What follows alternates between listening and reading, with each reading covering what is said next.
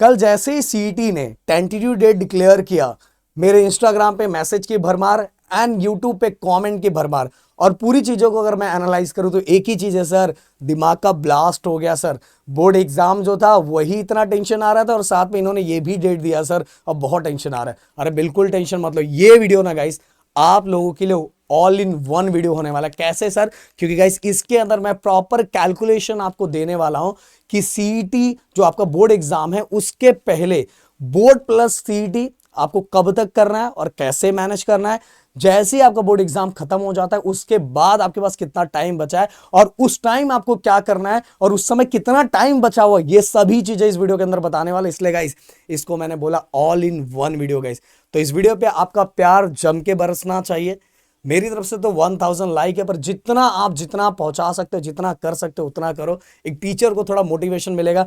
And guys आप ही वो batch हो जिसने 10th स्टैंडर्ड में जब आप थे तो मेरा एक चैनल 100 के क्रॉस किया था।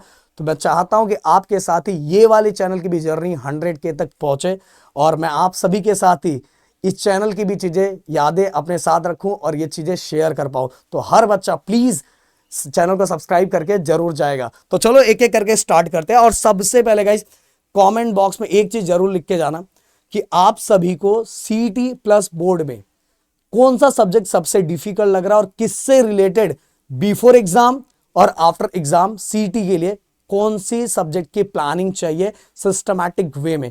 कमेंट भर देना गाइस।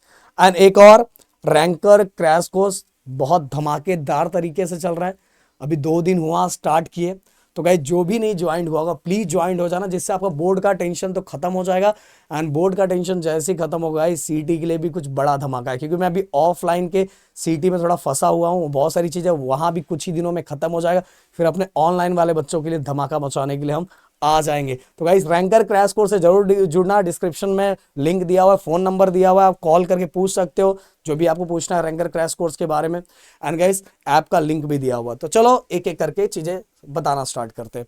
सबसे पहले सीईटी कैलकुलेशन आपके सामने रख देते हैं ना। अगर मैं आज से लेके बोर्ड एग्जाम जिस दिन स्टार्ट होने वाला है उस दिन का आपको टोटल कैलकुलेशन बोलूं तो ओनली 75 डेज। अब देख रहे हो दिन धीरे धीरे कम होता जा रहा है।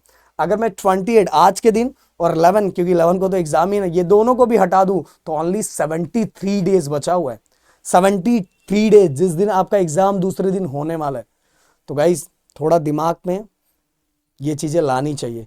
मैंने बोला टेंशन आना भी जरूरी है, पर टेंशन को पॉजिटिव वे में लेके उस पर काम करने वाला, काम जो करता है उस एक्शन का रिजल्ट बहुत अच्छा निकलता है। तो टेंशन भी जरूरी है गाइस, बस पॉजिटिव टेंशन, समझ में आया।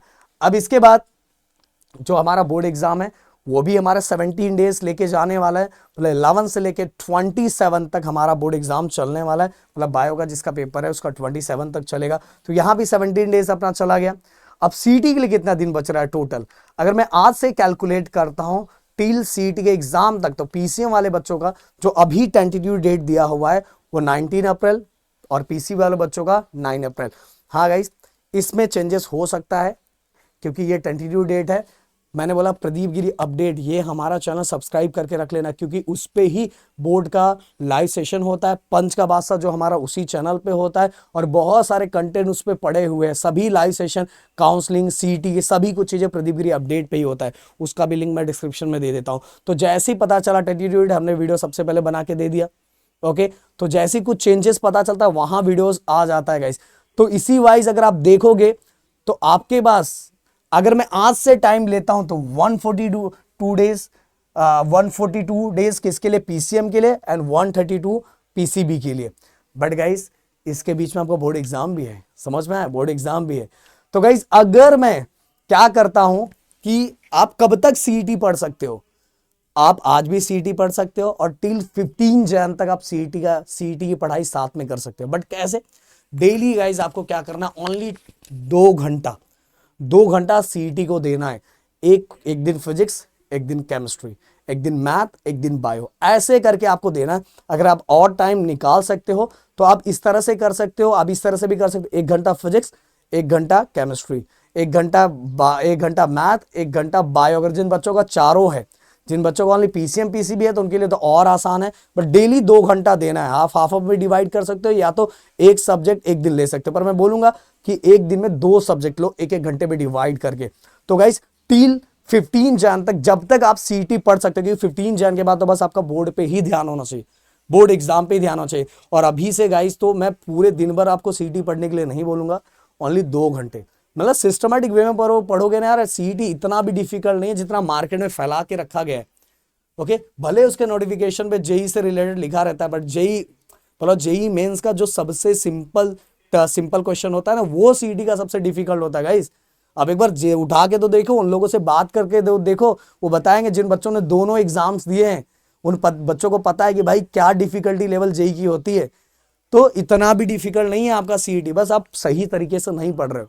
तो 48 डेज अगर मैं कैलकुलेट करूं कि एक्चुअल बोर्ड एग्जाम के पहले तक सीईटी को पढ़ने के लिए आपके पास कितना दिन बचा हो, 48 डेज। एंड 48 डेज को अगर मैं 4 से डिवाइड करता हूं तो 12 डेज पर सब्जेक्ट के लिए आपके पास है, 12 दिन हर सब्जेक्ट, अगर आपके चारों सब्जेक्ट है। वैसे अगर आप पीसीएम एंड पीसीबी ग्रुप, आप जो एक्चुअल जो करना चाहते हो उस पर ज्यादा फोकस करो। अगर पीसीएम पे करना चाहते हो तो गाइस और डेज आपके बढ़ जाएंगे, पीसीबी पे करना चाहते हो और बढ़ जाएगा। पर मैंने ऐसा कंसीडर किया है कि चारों किसी का है, तो ओके, पीसीएम वाले में भी है, पीसीबी वालों के है, तो उस तरह से किया। बट आप अपना कैलकुलेट कर सकते हो, 3 से डिवाइड कर सकते हो। तो यहां हम कैलकुलेशन करेंगे तो 15 जन तक आपके पास 48 डेज है। एंड इस 48 डेज में मैंने बोला कि हर दिन आपको 2 घंटा पढ़ना चाहिए, और 2 घंटे में से मेरी तरफ से तो सजेशन ये है कि एक फिजिक्स ले सकते हो और एक दूसरा सब्जेक्ट ले सकते हो। और डेली आपने जो दिन भर में बोर्ड एग्जाम से रिलेटेड जो चैप्टर पढ़े हैं उन्हीं के पीवाईक्यू उन 2 घंटे के अंदर सॉल्व करना है, जिससे आपकी 2 चीजें हो जाएगी। एमसीक्यू जो आपका बोर्ड एग्जाम का है वो भी हो जाएगा, और साथ में सीटी का पीवाईक्यू भी हो जाएगा। देखो गाइस, अगर आप डिटेल तरीके से आपने बोर्ड एग्जाम के सिलेबस को पढ़ा है तो आपको एक्स्ट्रा गधा मजूरी करने की बिल्कुल जरूरत नहीं गाइस। डिटेल तरीके से, बहुत अच्छी तरीके से आपने पढ़ा होगा, जैसे रैंकर डिटेल बैच में हमने बहुत अच्छी तरीके से पढ़ाया गाइस। तो अगर जिन बच्चों ने पढ़ा होगा उनको इतना भी ज्यादा टेंशन नहीं आएगा। अब गाइस आफ्टर बोर्ड एग्जाम जिस तरह से अभी जो डेट दिया हुआ है, तो हमारे पास 40 डेज मिलते हैं। एंड इन 40 डेज के बाद आप जैसे हमारा बोर्ड एग्जाम खत्म होगा और इन 40 डेज के अंदर अगर हमारे चारों सब्जेक्ट है तो हमें 10-10 दिन मिलेगा, ओनली 10 डेज। मतलब गाइस आज के कंपैरिजन में भी उस टाइम बहुत कम टाइम रहेगा, बहुत कम टाइम रहेगा। और उस कम टाइम के बीच में हमें कैसे प्लानिंग करना है, हाँ बस एक चीज उस टाइम अच्छा रहेगा कि हमारा बोर्ड एग्जाम हो चुका रहेगा, तो हमें प्लानिंग किस वाइज करना है। अब देखो यहाँ पीसीएम और पीसीबी वाइज मैंने करके रखा है। फिजिक्स वाले जिनका पीसीएम, फिजिक्स 3 घंटा देना, मैथ 3 घंटा देना और केमिस्ट्री 2 घंटा देना है। फिजिक्स कब, बोर्ड एग्जाम के बाद। फिजिक्स में 3 घंटा, क्योंकि देखो गाइस फिजिक्स ये तीनों सेक्शन में बोल रहा हूँ सबसे डिफिकल्ट ना फिजिक्स ही रहेगा आप लोगों के लिए। और मैथ के क्वेश्चन जो रहते हैं पीवाईक्यू करोगे तो भी अटेम्प्ट कर लोगे। केमिस्ट्री बुक रीड करके जाओगे, पीवाईक्यू करोगे तो भी अटेम्प्ट करोगे, सबसे सिंपल यही जाएगा। पर सबसे ज्यादा बैंड इसी में बचती है, और इसका रीजन मैंने बहुत बार बताया, और इसको एक सेपरेट डिटेल वीडियो लाऊंगा तो भी मैं बताऊंगा। अब पीसीबी की बात करें तो सेम फिजिक्स 3 घंटा, बायो 3 घंटा और केमिस्ट्री 2 घंटा।